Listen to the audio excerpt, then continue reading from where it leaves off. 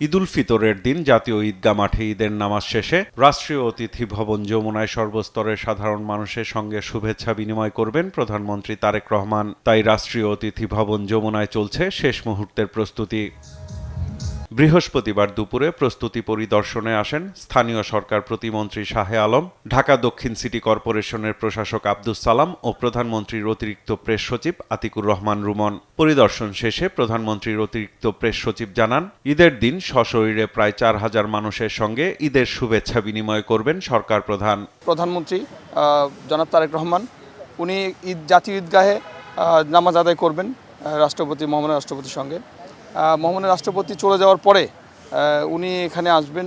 এখানে দেশীয় রাজনৈতিক এবং বিভিন্ন কূটনৈতিক, তারপরে আপনার অতিথি, জাতীয় ইন্টারন্যাশনাল অতিথিও থাকবে, সবাই থাকবে। নতুন রিন গভীর থেকে পরিষ্কার করে কাপড়কে রাখে নতুনের মতো উজ্জ্বল। নতুন রিন অ্যাডভান্সড পাউডার। এ সময় দেশবাসীর নির্বিঘ্ন ঈদযাত্রা নিশ্চিতে প্রধানমন্ত্রী সার্বক্ষণিক খোঁজ খবর রাখছেন বলেও জানান তিনি। মানুষের তো অনেক তার উপরে আশা, উনি সব সময় সচেষ্ট আছে। এখন দরকার হচ্ছে শুধু আপনাদের সহযোগিতা। আরেক প্রশ্নের জবাবে আতিকুর রহমান রুমন জানান, আপাতত বসবাসের জন্য যমুনায় উঠছেন না সরকার প্রধান।